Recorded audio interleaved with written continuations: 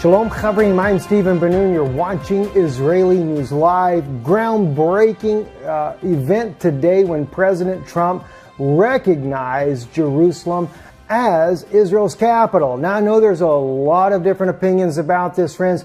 Bear with me as I go into this.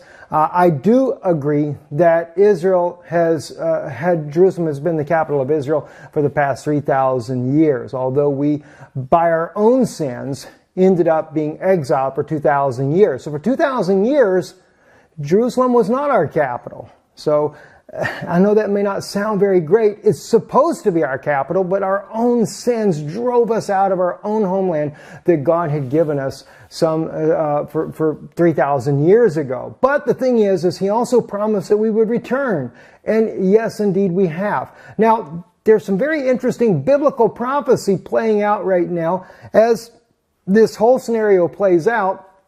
And so as I speak to you about this interesting news today, and by the way, after we get out through the prophetic side of this, we're going to go into some other news as well. Good friend of mine, John, sent to me there in an email, really laid out some wonderful news information throughout the Middle East that I want to share with you, even the Far East, especially at a time where it's very tough for me and my wife right now, with us being back home here in Europe, and of course, a lot of other issues there, but won't go into that right now. This is very critical what we're getting into right now. But I wanted to share this here with you because this is truly breaking news, what President Trump has done. Now, he has recognized Jerusalem as the capital for Israel.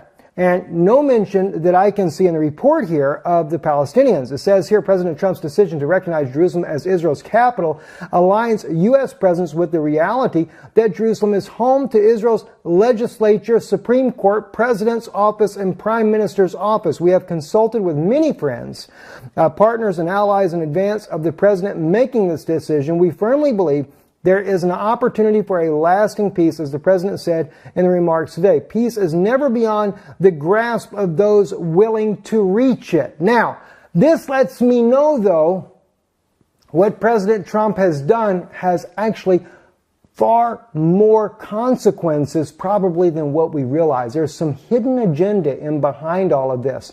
So although, yes, Jerusalem is the capital of Israel, I would agree with that. We have to remember the Palestinian people do live in this land. They also are part of the West Bank. And of course, this is something that, as we know from my wife's interview with Simon Tov, that this land has been divided. It's already been divided. There's already been a two-state deal. But it's not for the Palestinians. And this is what my Palestinian friends, you have no idea you're being duped and you've been thrown under the bus to believe a lie, thinking that they're giving you a state.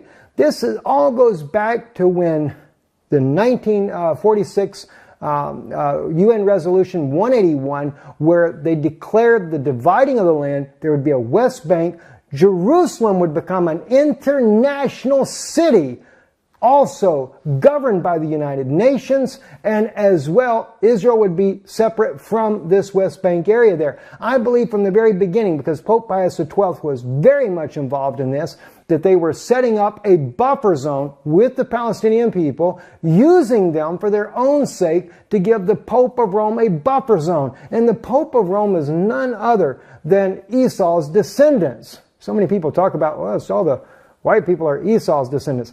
It doesn't even make sense. Come on, guys. Let's use a little common sense here. Biblical prophecy has been fulfilling now for over 70 years. In fact, even further back, because Israel did not become a nation in 1948. She became a nation when the Ottoman Empire permitted the Jews to go and purchase land back in 1858. That's when Israel truly began to become a nation again. The same way that Abraham came in and refused to be given the land, but he purchased the land. He said, far be it that it be said that Abraham was given this land.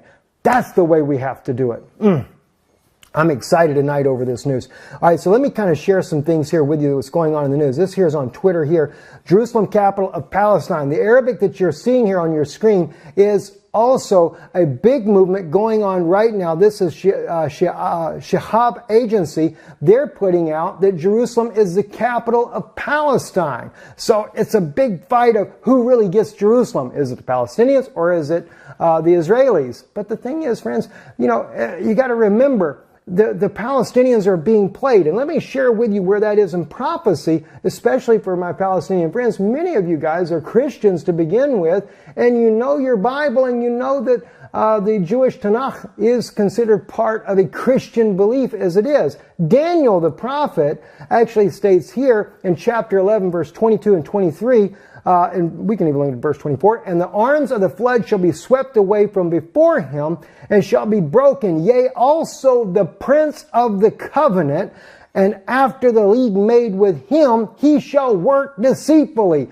Which prince is he speaking of? That's actually the prince from Daniel chapter 9, where it says, the prince that shall come shall be of the people who destroyed the temple and the sanctuary. Well, we know that Titus, the Roman general, was the one that led the toppling in 70 AD of the Jewish temple. Okay, and this happened back then. And of course, Titus was a Roman general. Now, according to the biblical prophecies over in Obadiah, it's Esau's children that are actually found indicted by the prophet Obadiah as complicit to the collapse and fall of the temple in Jerusalem, as well as the destruction of the city itself. Now, scholars would tell you the Syrians were the ones that actually did all the dirty work there, but you got to remember, Rome had already conquered Syria some 50 years before 70 AD when they conquered Jerusalem as well. And of course, again, Esau is blamed in this in the book of Obadiah, saying you should not have stood aloof as one of them, talking about the Syrians, but that was Titus, the Roman general. He's the one that stood aloof as one of them.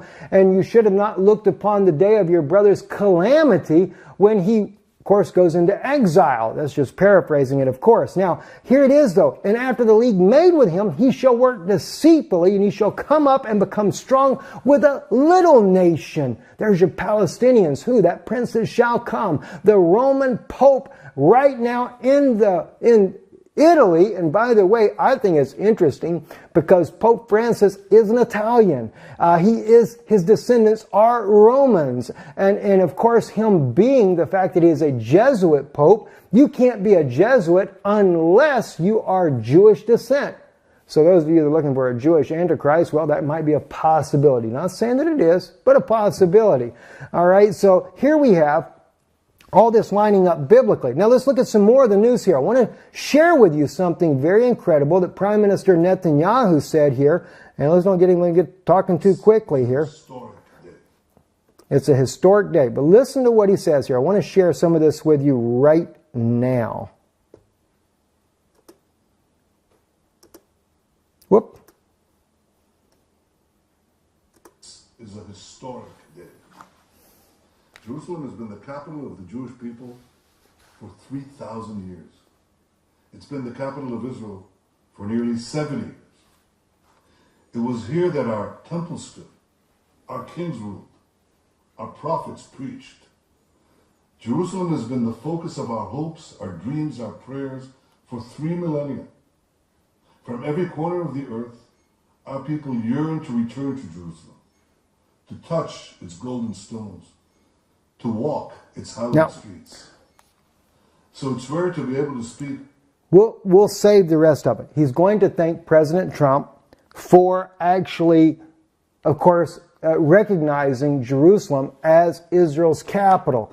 And again, I appreciate that. I do appreciate that. You know, I know that it does cause a lot of contentions, and I don't mean to cause contention with the Muslim community in that respect there. But again, I want the Muslim community to realize you're being played by Rome from the very beginning. In fact, before 1948, when Israel declared its own independence, during the Holocaust, the 6 years, or actually more than 6 years, but the war that was going on in World War II, they stopped all Jews from being allowed to immigrate into the land to begin with under the British mandate, although it had been permitted to them already, but they totally stopped it and allowed the Jordanians instead to come and settle in the land, as well as the Egyptians. Now, I think that's kind of interesting that that happened, but you got to realize it was also because of biblical prophecy.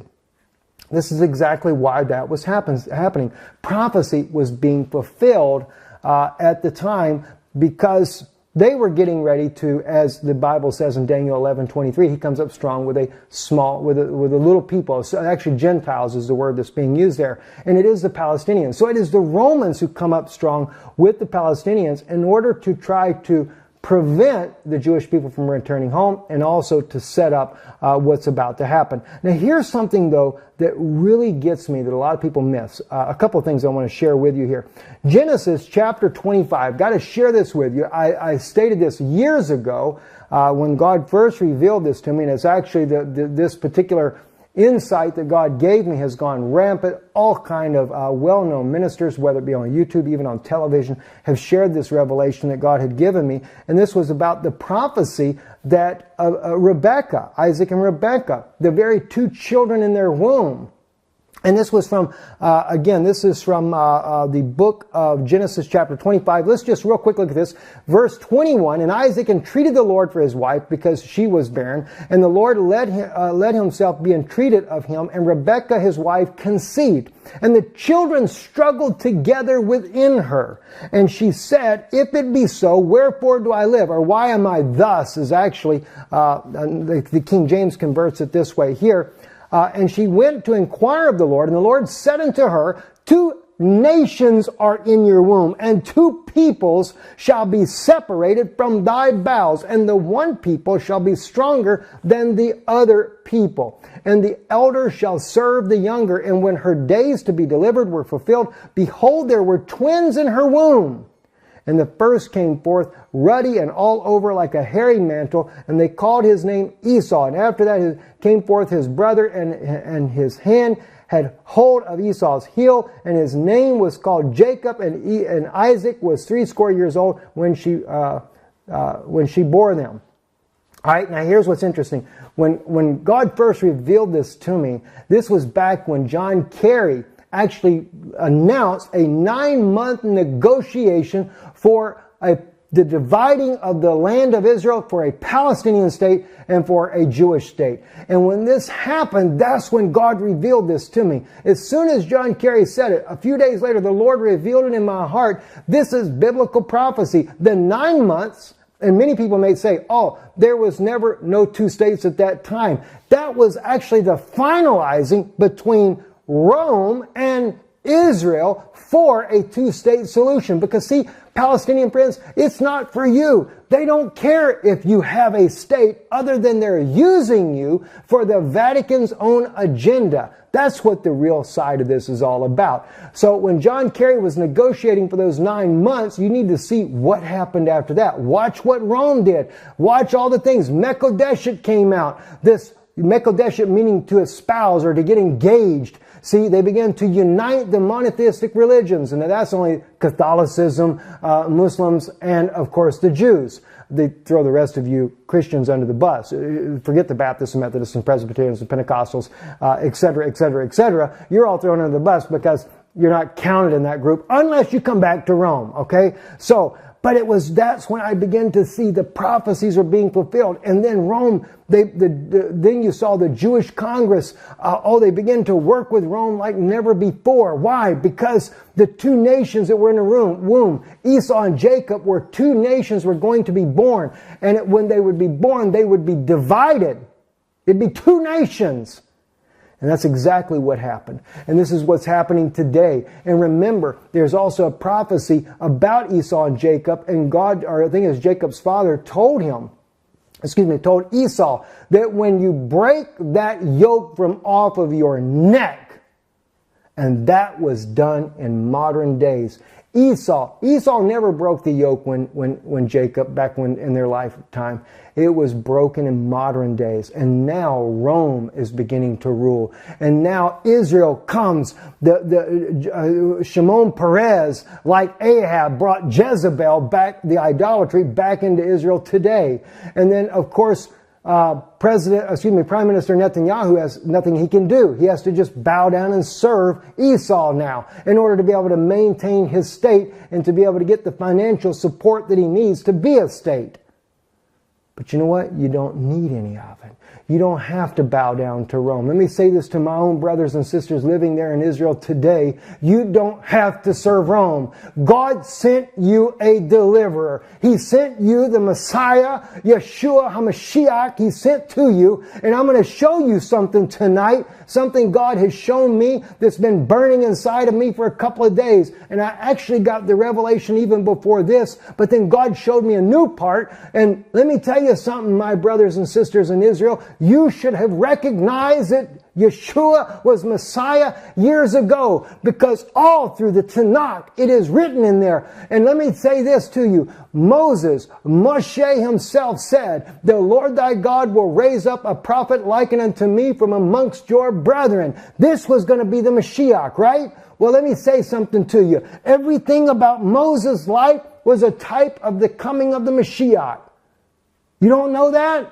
His own, as I said to you guys recently, the very fact that when he was born, his mother, she's noticed that he was a good child. There was something about him. See, she saw that. It literally says in there, Taroe, she saw. See, Kitov, Oto Kitov, who? She saw that he was a good child. And she what? She hid him inside that ark, inside of a basket. And that basket was pitched with, we translate English slime, like a clay of the earth. Why? It was showing that the Mashiach would be coming through the womb of a woman. Because Moses was already born. But he said, the Lord thy God would raise up a prophet like unto me. So then God took that prophet and put him back into a basket to show that Mashiach would come in the womb of a woman. And placed him in amongst the reeds, right? That's exactly right. Placed him in amongst the reeds there, showing that he would be in your own ancestry.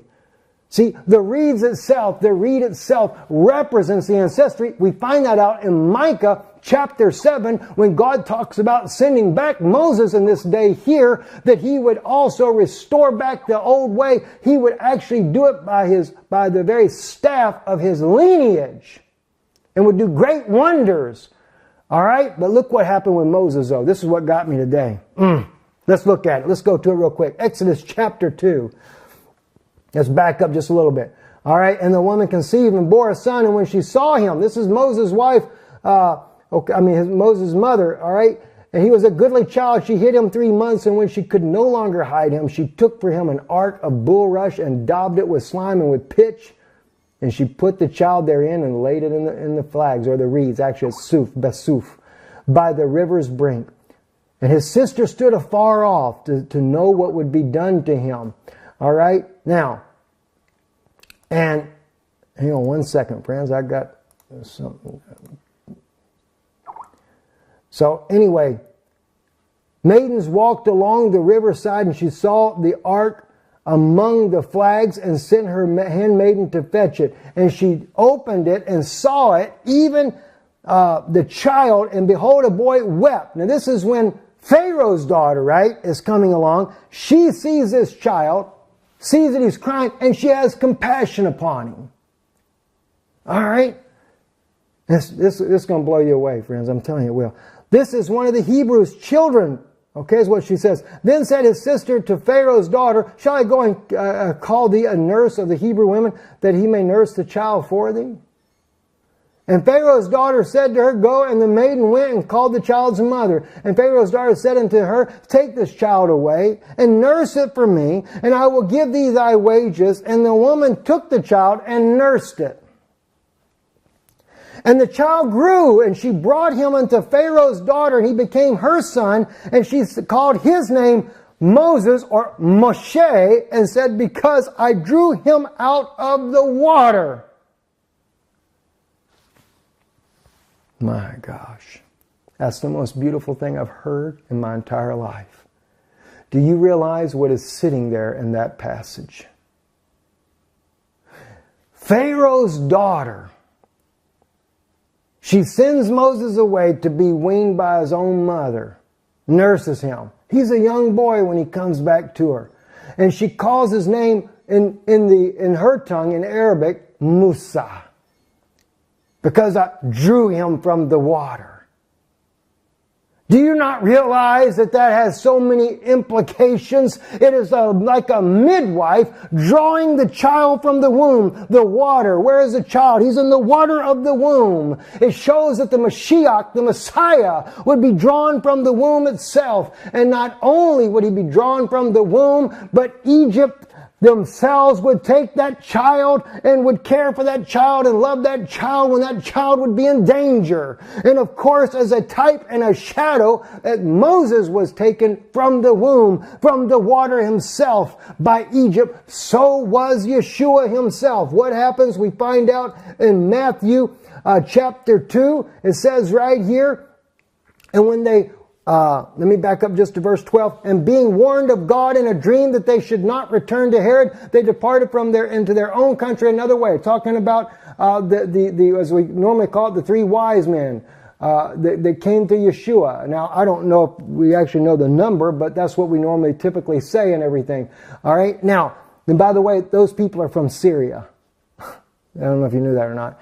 And when they were departed, behold, the angel of the Lord appeared to Joseph in a dream, saying, Arise and take the young child and his mother and flee into Egypt and be there until I bring thee word, for Herod will seek the young child to destroy him. What was Pharaoh, his own stepmother doing? She pulled him from the water. Musa, showing that the Messiah in the future would be drawn from the womb of a woman, as it says in Isaiah 9. Behold, let's just go and read it. We're not going to lose it now. We're going to go right there and we're going to read it now. All right, and I'm going to get my Jewish brethren that like to try to judge about this. We're going to clear it up right now today. We're going to look at this together now. All right, so we go to Isaiah 9 and I believe verse 6 here. All right, actually I got the scriptures mixed up. Isaiah 9, it wasn't Isaiah 9. I was trying to remember Isaiah chapter 7. We're going to go to verse 14, but let's back up just a little bit. And the Lord spoke again unto Ahaz, saying, Ask thee a sign of the Lord thy God, ask it either in depth or in the height above. But Ahaz said, I will not ask, neither will I try the Lord. And he said, Hear ye now, O house of David. It is a small thing for you to weary men, that you will weary my God also. Therefore the Lord himself shall give you a sign. Behold, the young woman shall conceive. Now I think in the King James you put a virgin, but it's actually the word is alma, which is a young maiden. It is a young woman is what it actually is. Now I would assume if a young woman is conceiving, she's probably a virgin to begin with. All right, but that's just debated by the Jewish scholars. But nonetheless, behold, the young woman shall conceive and bear a son, and shall call his name Emmanuel. All right, think about it. And so with the story of Moses, he's drawn from the water. And God with us, Emmanuel, is going to be born through the birth of a woman. Plain as day. You can't get around it. You just can't get around it. Moses' very life declares it. And as Yeshua was also born in this fashion, as we saw reading in Matthew chapter 2 there, what happened? His father was warned and had to take the child, and where did they go? Into Egypt. Now, of course, Moses was already in Egypt, but like in the case of Herod, Herod was trying to kill all the children, so was Pharaoh trying to kill all the children then, and of course, a young child, Moses, hid in Pharaoh's house. Yeshua hides in Pharaoh's house until Herod passes away. I am just blown away by it. Blown away by it. All right, guys, let's go into some other news here real quick. And again, I want to thank John for sharing this news here with me today. Thank you, my brother, for doing that. So many people do send me a lot of news. I appreciate it. Lanny as well sends me a lot of things there. I don't always get to read everything because I do get hundreds of emails a day. So sometimes if you write me and you wonder why I haven't answered you, I have to dig through it, or if I write you back and then you wonder why I haven't responded. You know, if I don't see it for 3 days, there may be 400, well, not 300 or 400, about 1,000 emails already piled up on top of it. So it's really kind of intense. Anyway, right here, South China Morning Post, Australia warned over siding against China in a security group there. Former Australian Foreign Minister Bob Carr says his nation should remain neutral and not be viewed as trying to contain China in alliance with U.S., India, and Japan. Seems like that they're definitely trying to isolate China more and more, just like they're doing with Russia. But there's a danger in doing that, and this is something the United States realizes, because if you isolate China, then it could cause a major meltdown economically. But the reason why I think they're trying to do this, though, is because China, Russia, and Iran are all talking about trading in the yuan, the Chinese currency. And so now that's kind of put China on the target list as well. So the nations are going to go against them, no doubt, as well as in this. U.S. is also disputing Putin's claim that Syria war is winding down. No doubt they dispute it, because the war is actually winding down. But I guess that's a kind of a subtle threat to let you know we're going to gear it back up again. The Syrian conflict is likely to drag on and could reignite into full-scale civil war as long as President Bashar al-Assad remains in power, despite efforts by Russia to paint the conflict as winding down, according to the White House officials. That's a flat-out threat. I mean, if anybody don't see this, that's why I say it isn't over, friends. And I really want to say something. I appreciate it. I made this comment about Obama possibly coming back into power. I know, as you guys wrote me in the comments, that technically he cannot come back to run a third term. But if you notice, what I was saying in my analysis of what's happening right now, how they're trying to get Trump out of office and they want to impeach him. And I definitely do not want to see Trump impeached. Believe me, I do not want to see him impeached.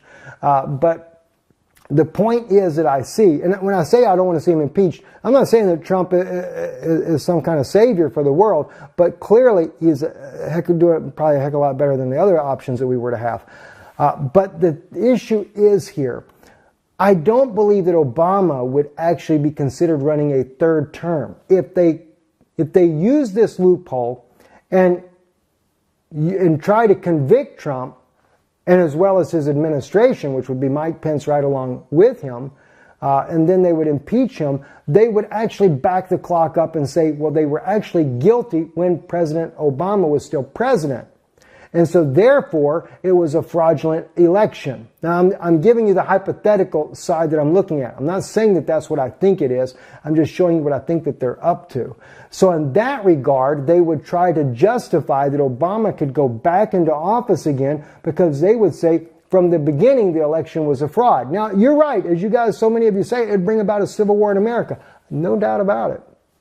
I believe it would as well. And I think that's what they want. This is what you guys are not realizing. They want you to try to kill each other. I know I sat there with Obama's Secret Service agent one time, and he told me they're trying to get the United States to get into an upheaval and kill one another. They want to do it so they can disarm you. That's what they want to do it for. But again, I think that this may be a scenario that's going to play out. And as some of you mentioned as well, Nathan's prophecy there, that he would be the Gog that would lead the Gog of Magog war. Well, I don't know if he's Gog or not, but one thing is for sure, I do believe that if he comes back into power, he definitely would join in with the nations against Israel and no doubt come against them. So there's still a possibility, and again, not prophesying that. All I can say is it looks very odd and peculiar, especially with what Obama is doing on the world stage as well. Also, U.S. military to stay in Syria as long as we need to, says the Pentagon. And they definitely are digging in their heels, building bigger and bigger bases, as we reported from Already Happened. Our good friend Lorenzo over there on Already Happened's website brought that out, that huge military base that is there. So very troubling indeed. And of course, this always seems to be trouble in the Middle East. But somewhere along the way, I believe the Lord will return. And of course, guys, let me say something to you, my Jewish friends, as well. So many more things I could tell you about that we overlooked when it comes to Yeshua being the Messiah. So many things. I'll have to go into more detail later. Check out our channel, Danoon Institute for Biblical Teachings there. I was actually going to do just a teaching on this and put that over there, but it's so much happening in the news, I just had to share it here with everybody. We might run this video over there as well. There's a lot of people there that don't come to Israeli News Live, but we love you guys. God bless you. Thank you. Thank you for those of you that are supporting this work we do. We can't do it without you, so we do want to thank you. And if you'd like to be a part of this work, visit our website, IsraeliNewsLive.org. Also, and I've not stated this before, we have a mailing address in the United States now. And I don't have it memorized other than I know it's at Champions Gate. I think maybe I did mention it. Champions Gate, Florida, and I think it's Box 42, but I forget the actual address there. So if you want to contribute by mailing to Florida, which is Champions Gate is actually in Orlando, you can now do that rather than sending to Czech Republic. If you send to Czech Republic, it's still okay because we are here as well.